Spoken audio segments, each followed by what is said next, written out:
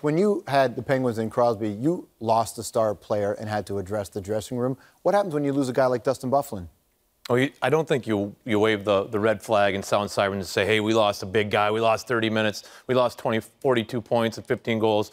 How are we going to do this? When you lose Sidney Crosby, you don't ask Jordan Staal to be Sidney Crosby. He cannot do that. You ask Jordan Staal to be Jordan Staal. You talk about how we're going to play as a team, and that's how we need to do it. We're not going to siren it off and, hey, what are we going to do without Byfuglien? Yeah, you're right, and I don't think you're going to replace his 42 points, but a pretty good luxury for Paul Maurice when you still have right-handed shot D-man in Tyler Myers and Jacob Trouba. And Trouba may have some better upside in terms of where he can go to his next level. I never saw this when they drafted him 9th overall, but his aggressive nature, and he does have the ability to push the pace offensively.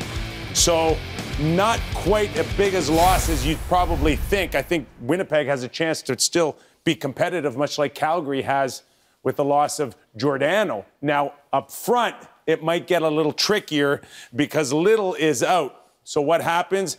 Well, you just push everybody up. Scheifele ends up moving up. Lowry ends up moving up. And Slater, of course, comes in as the third line. But you got to be a lot more careful here because Paul Maurice just said it with Mac, that they're just 21 and 22 years old. You don't want to put too much responsibility on their shoulders if they cannot handle it. And I bet, Dan, as a coaching staff, you'd want to protect that. Yeah, and how do you do that? How do you take some responsibility off of the top two guys? You move up Jim Slater. You put with his line into a more of a checking role with Tulowitzki and Stempniak. Put them against the big boys against Nashville. And that takes a little weight off the shoulders of Scheifele and Lowry and lets them play their game.